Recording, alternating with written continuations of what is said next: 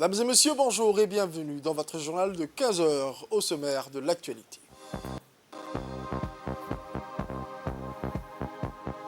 Le ministre des Finances djiboutien porte-étendard de la finance africaine.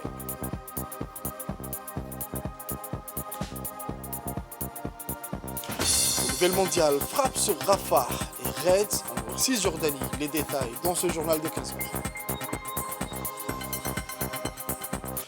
C'était les titres, mesdames et messieurs, le journal au complet à présent, sous le patronage de son Excellence, le Premier ministre, son Excellence M. Abdelkader Kamel Mohamed.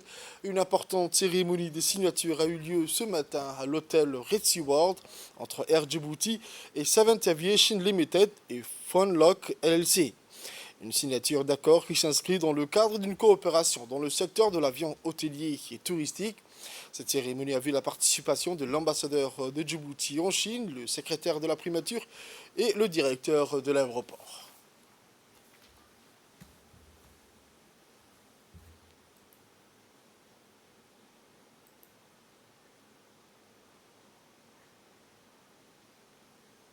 Je vous le disais dans les titres, lors d'un événement prestigieux organisé à Washington en marge des assemblées annuelles dans les bureaux du Sénat américain, le ministre de l'économie et des finances chargé de l'industrie, M. Ilyes Moussa Dawale, a été distingué par ses pairs pour ses contributions exceptionnelles au domaine financier. Le cocktail de réseautage des dirigeants africains de la finance organisé par l'African Leadership Organization a réuni une assemblée impressionnante de personnalités influentes dont le vice-premier ministre et ministre des Finances du Cap-Vert, Dr Olavo Avelino Garcia Correa, et le ministre de l'économie, des finances et de la prospective du Burkina Faso, Aboubakar Nakanabo, parmi d'autres leaders africains du secteur financier sous le thème Finance collaborative, renforcer le partenariat pour la croissance économique et la résilience. Les participants ont échangé des idées et des solutions transformatrices pour stimuler la croissance économique en Afrique. À la clôture de cet événement, M. Ilyes Moussa Dawale s'est vu décerner le prestigieux prix des personnalités les plus influentes de la finance en Afrique. Dans son discours de remerciement, le ministre a exprimé sa gratitude envers le président de la République, El Hadj Ismaïla Omar Guelleh, ainsi que son équipe du MEFI, sa famille et l'ensemble des Djiboutiens. Il a souligné que cette reconnaissance internationale témoigne non seulement de ses propres réalisations, mais aussi de l'engagement de Djibouti envers le développement économique et social. Ces distinctions témoignent du dévouement et du travail acharné du ministre sous la direction du président de la République. Il convient de rappeler également que le ministre Ilyes Moussa Dawale avait déjà été honoré en tant que meilleur ministre de l'économie en Afrique lors d'une précédente cérémonie à l'île Maurice. Cette nouvelle reconnaissance confirme son statut de leader exemplaire dévoué au développement économique de l'Afrique. Toujours aux États-Unis, Washington, la délégation djiboutienne a cette fois-ci rencontré le directeur du département Moyen-Orient et Asie centrale du Fonds monétaire international, M. Jihad Azour, et son équipe.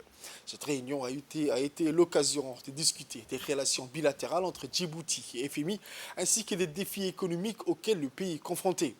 L'instabilité régionale, la situation macroéconomique et les impacts cumulatifs des crises exogènes, telles que la crise logistique, la crise alimentaire et la crise ukrainienne, ont été au cœur de ces discussions.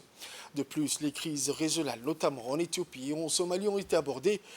Il est apparu clairement que ces défis ont contribué à rendre le contexte économique de Djibouti de plus en plus difficile au fil des années, une réalité reconnue par le FMI. Dans cette perspective complexe, les deux parties ont exprimé leur engagement à renforcer leur partenariat.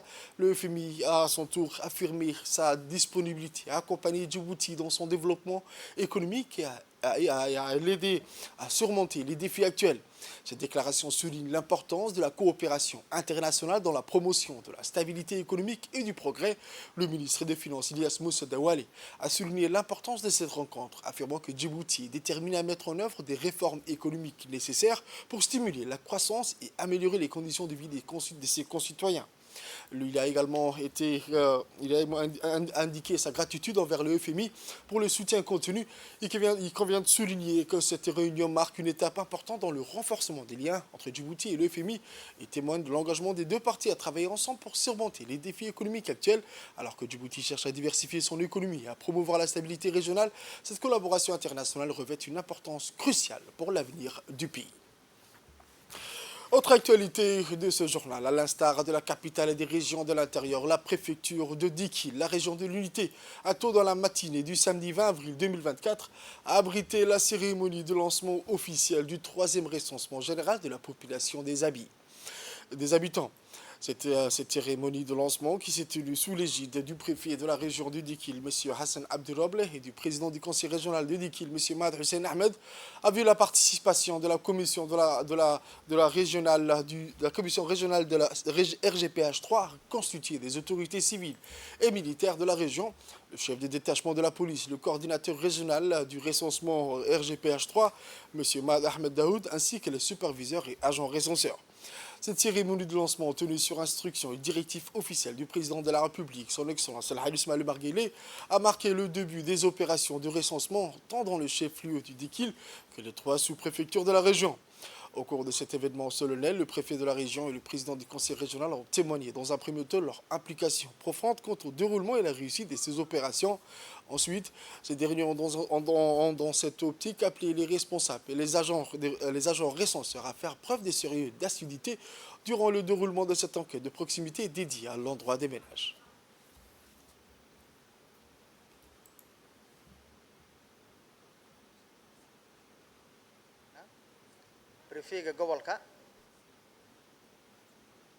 Voici à présent les impressions du président du conseil régional de la région de l'Unité.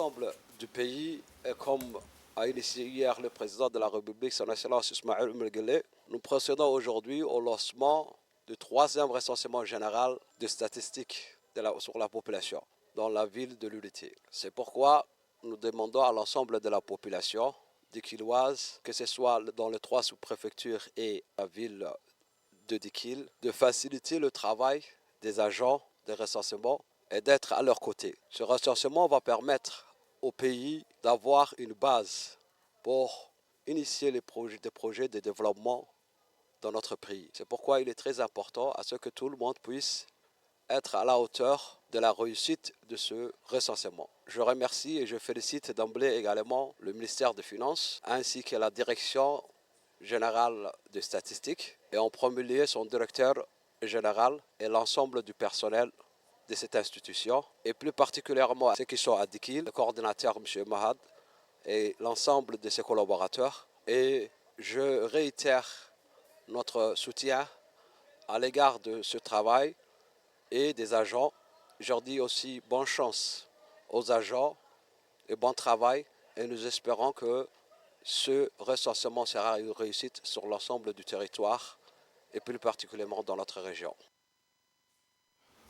Tadjoura n'a pas été épargnée. La préfecture de Tadjoura, hier, a été aussi le théâtre d'un événement marquant dans l'histoire de la République avec le lancement officiel du troisième recensement général de la population et de ses habitats sous la direction du préfet de la région, M. Mohamed Ahmed Abbas, et en présence du coordinateur régional du recensement.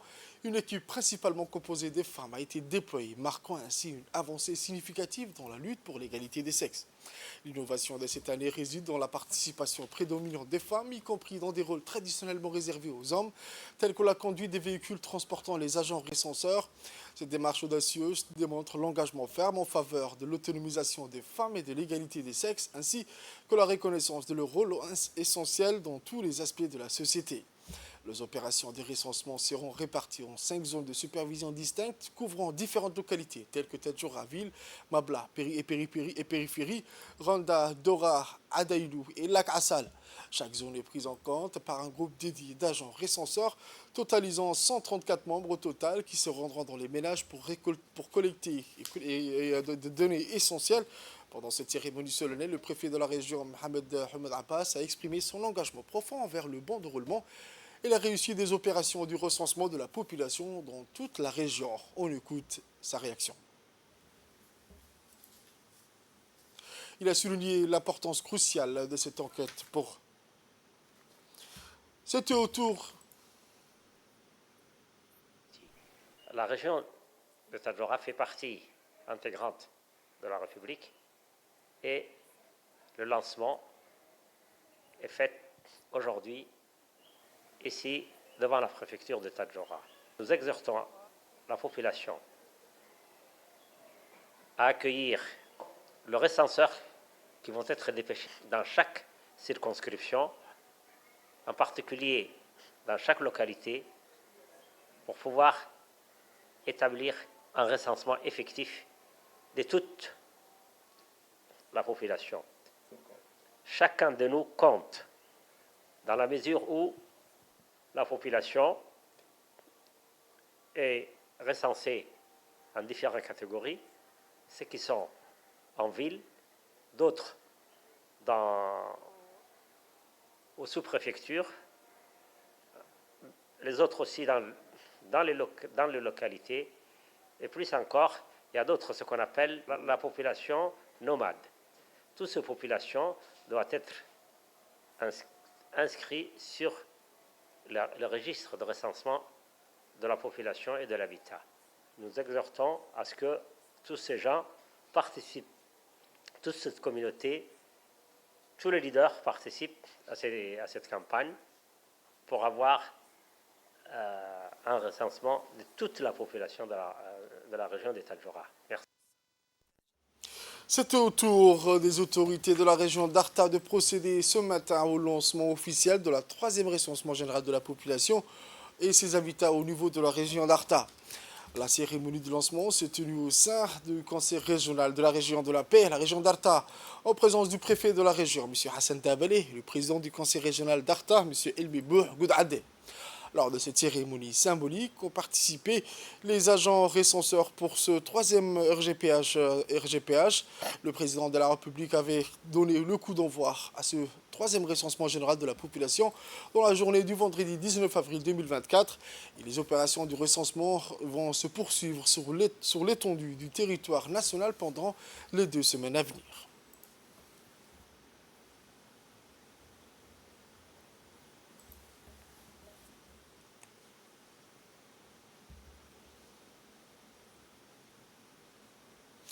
Sous la présidence du député Abdelrahman Awale Yassine, la commission des affaires étrangères a été examinée ce dimanche 21 avril 2024 le projet de loi numéro 112, année 2024, 9e législature, portant ratification de l'accord de financement constitutionnel du projet régional d'intégration numérique en Afrique de l'Est. L'assise de la commission s'est déroulée en présence de Redouane Abdoulaye Badran, ministre de la Communication chargé des postes et des télécommunications, accompagné du directeur général de Djibouti Telecom et cadre de cette agence. À la suite des échanges, la commission des affaires étrangères a approuvé avec proposition d'un amendement et transmis aux séances publiques avec son avis favorable du projet de ratification analysé.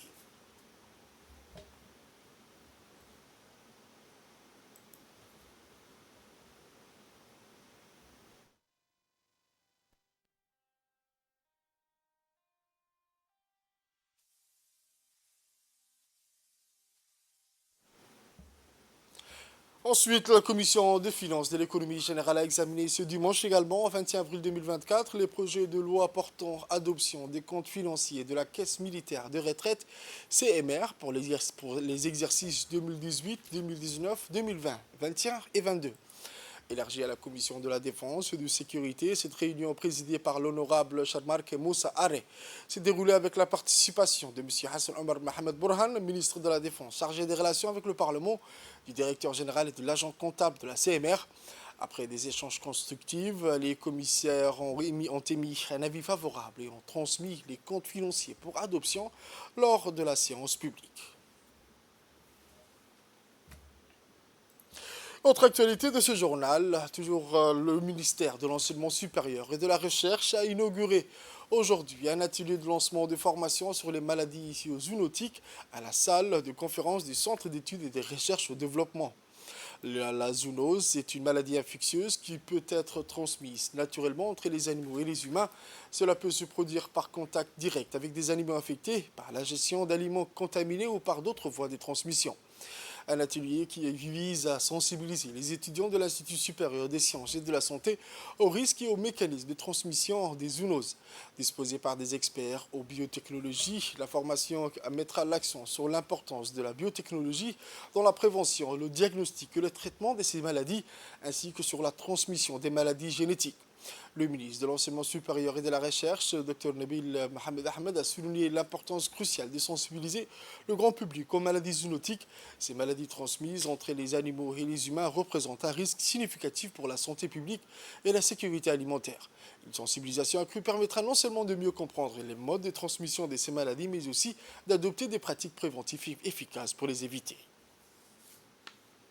On écoute à présent le ministre de l'Enseignement supérieur qui a souligné l'importance cruciale de l'atelier de formation sur les maladies des zoonoses.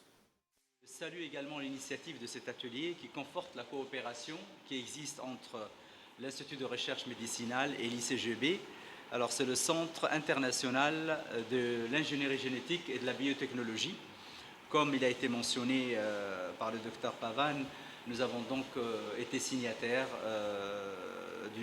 des accords avec cette institution. Je félicite également par la même occasion les initiateurs et organisateurs de cet atelier sur une thématique particulière. Elle concerne, comme vous le savez, les zoonoses qui touchent aujourd'hui le monde entier et appelle à mieux les connaître pour identifier des moyens de lutte efficaces. C'est pourquoi donc cet atelier de formation hybride de Biotech Virtual Training Facility est pour moi de la plus grande importance, car elle s'adresse à ces zoonoses, ces maladies transmises à l'homme par les animaux, et qui sont des véritables dangers. Vous aurez probablement l'occasion pendant la formation d'en parler, d'en savoir plus, de santé publique, puisqu'elle touche, nous dit-on en tout cas, 2,6 milliards de personnes par an et représente 60% des maladies humaines actuelles. Malheureusement, pour nous en tout cas, elle risque de se développer davantage devant les menaces du changement climatique, le tourisme, les déplacements des biens et des personnes et la globalisation. Un autre aspect de ces maladies et leur danger, c'est que leur mode de transmission, elles passent par un animal certes, mais elles peuvent être d'origine bactérienne, comme les salmonelloses, la tuberculose que vous connaissez, virales comme les sida ou l'Ebola, ou bien de formes parasitaires comme le paludisme. L'objectif de cette formation, en tout cas pour nous, est de mettre en lumière l'importance de ces maladies zoonotiques auprès des jeunes chercheurs que vous êtes, des étudiants, des communautés locales. Elle vise à sensibiliser sur leurs conséquences pour la santé publique, doter les participants des connaissances suffisantes et nécessaires pour définir les termes clés, expliquer les implications, discuter des facteurs d'émergence et des différentes réponses et actions contre ces maladies, notamment en termes de prévention à travers la rupture de la chaîne de transmission qui est, à mon avis, la méthode la plus simple de prévention, la chaîne de transmission donc entre l'animal et l'homme. L'aube du 20 avril a marqué un moment historique pour l'école militaire de Holhol avec l'arrivée du chef d'état-major général des armées. Accueilli avec une cérémonie empreinte de solennité, sa venue a renforcé le caractère exceptionnel de la passation du commandement qui avait lieu ce jour-là. Les hauts responsables des forces de défense et de sécurité, les dignitaires locaux ainsi que les figures éminentes de la communauté ont rehaussé l'événement de leur présence, témoignant de leur soutien indéfectible à l'institution militaire. L'inspection des troupes par le chef d'état-major général des armées, le général de corps armés, le général Zakaria Cheikh Ibrahim Bokh a mis en exergue la discipline et la rigueur qui a caractérisé notre armée.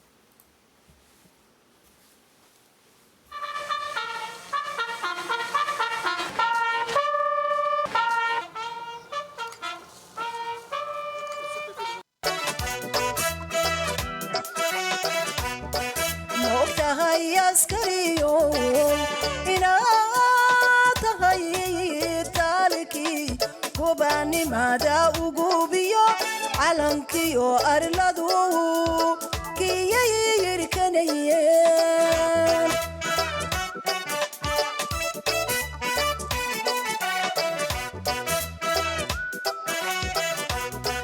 moogtahay askariyo inaad tahay taalkii gobaanimada ugubiyo calankiyo arladu kiyayirkanayeen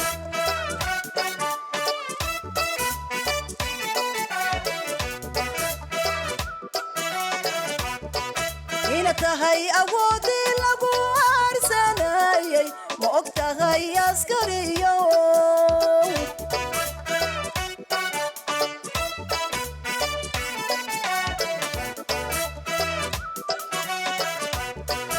ina tahay awoodii lagu de l'école militaire sur les rangs. 133 militaires de l'école militaire. Lieutenant-colonel Mohamed Jama Rayad, chef de corps sortant de l'écomile. À vos ordres, mon général!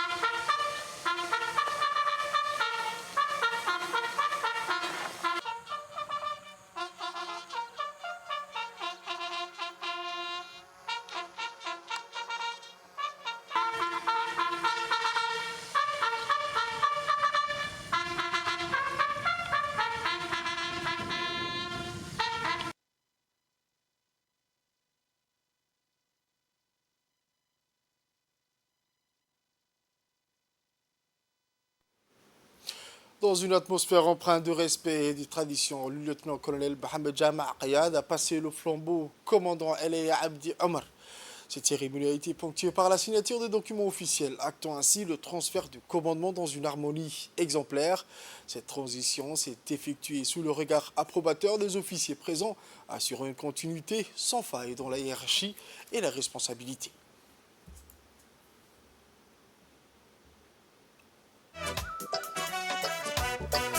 ina tahay awoodii lagu aarsanayay ma og tahay askariyo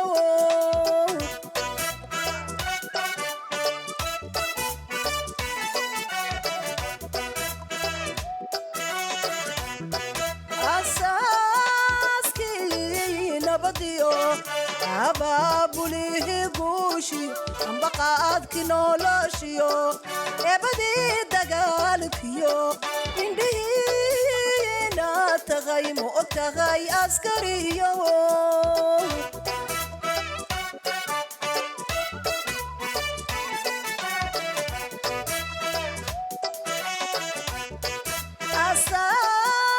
asaaskii nabadiyo abaabulihii guushi ambaqaadki noloshiyo eebadii بسم الله الرحمن الرحيم. Officiers, sous-officiers, militaires du rang, personnel civil de l'école militaire de Horol. De par le président de la République. Vous reconnaîtrez désormais pour votre chef, le commandant Elia Abdi Omar, ici présent. Et plus obéirez tout ce qui vous commandera pour le bien des services, l'exécution des règlements militaires, l'observation des lois et les succès des armes de la République de Djibouti. Fermez les bains.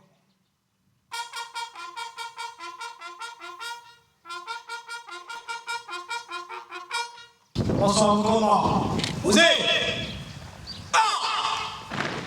Repos! Attention pour l'ensemble.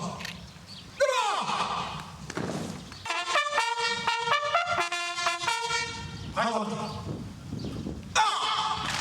dagaalkiyo indhihiina tagay ma og tahay askariyo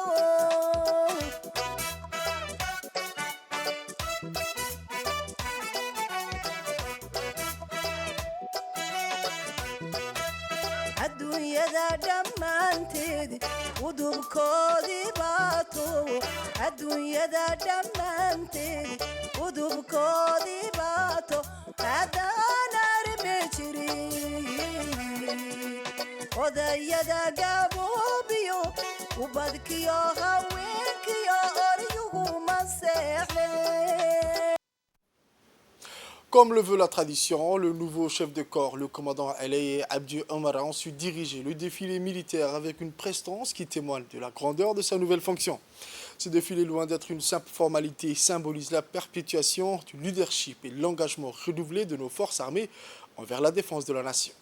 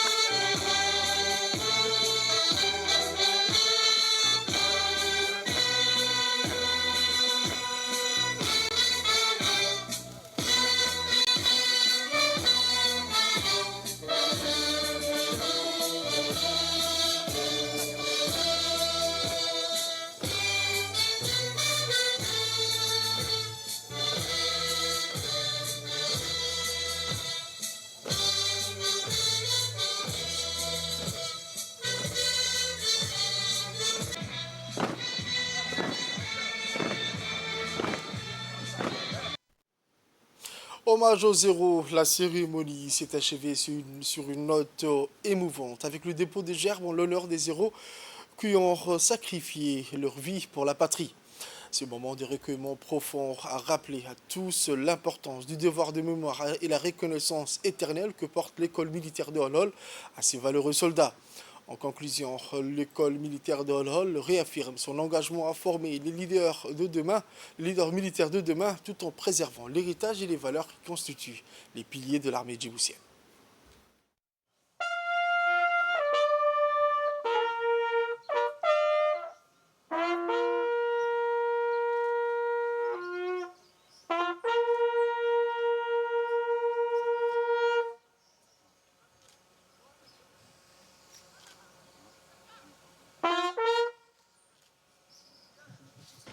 ولا تحسبن الذين قتلوا في سبيل الله أمواتا بل أحياء عند ربهم يرزقون فرحين بما آتاهم الله من فضله ويستبشرون بالذين لم يلحقوا بهم من خلفهم ألا خوف عليهم ولا هم يحزنون صدق الله العظيم. أعز الإسلام والمسلمين وأذل الشرك والمشركين ودمر أعداءك أعداء الدين يا رب العالمين.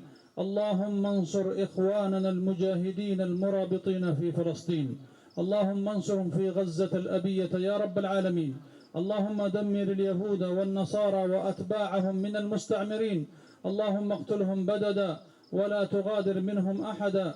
اللهم أرنا عجائب قدرتك فيهم يا رب العالمين. اللهم من أراد بنا وبلادنا سوءا فرد كيدهم في نحورهم. اللهم إنا نسألك العفو والعافية والمعافاة الدائمة في الدين والدنيا والآخرة. ربي اغفر لي ولوالدي وللمؤمنين يوم يقوم الحساب. وصلى الله وسلم على سيدنا محمد وعلى آله وصحبه. Situation météorologique du pays à présent. Depuis hier, des averses. La pluie a fait son apparition dans la capitale et dans certains secteurs des régions de l'intérieur. Une douce averse dans la capitale, sans désolation pour les habitants de la ville de Djibouti qui se sont rêvés à la normale. Rappelons que c'est vers 2 h du matin qu'aujourd'hui que la pluie a commencé à pleuvoir, une précipitation accompagnée de vents doux et frais, et cela pendant la durée de l'averse.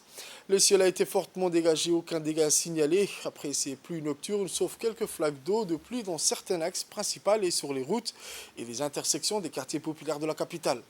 Par précaution, quelques établissements scolaires dans la capitale ont été en conseil aux élèves de rentrer à la maison. Les services chargés de la gestion sont à pied d'œuvre pour assainir les eaux de pluie dans les principales artères et axes et les rues des quartiers populaires. Selon la météorologie de Djibouti, les risques d'averses sont toujours d'actualité. En cette période de pluie des saisons, annonce les prévisions météo de la Corne de l'Afrique. Notons que certains pays de l'Afrique sont touchés par ces précipitations. Aux nouvelles mondiales à présent, une frappe a touché Rafah vendredi soir, un immeuble résidentiel dans le quartier ouest de Tel Sultan de la ville de Rafah, selon la défense civile de Gaza. Les détails avec Fordus. Frappe aérienne israélienne dans la ville de Rafah, dans le sud de Gaza, a tué au moins 9 Palestiniens, dont 6 enfants. Rafah abrite actuellement plus de la moitié de la population totale de Gaza, soit environ 2,3 millions de personnes. Avec le soutien du Programme alimentaire mondial, une boulangerie de la ville de Gaza a rouvert ses portes pour la première fois depuis le début de la guerre. La famine menace dans la bande de Gaza. Les organisations internationales mettent en garde de toute urgence. L'armée israélienne affirme avoir tué 10 combattants lors du raid de Nour al-Sham en Cisjordanie occupée. Plusieurs soldats du Tzal ont même été blessés. Les autorités sanitaires palestiniennes ont déclaré que l'une des personnes tuées était un garçon de 15 ans abattu par les tirs israéliens. C'est tout pour ce journal de 15h, mesdames et messieurs. Merci à vous de l'avoir suivi et restez avec nous pour la suite du programme sur tous les Djibouti.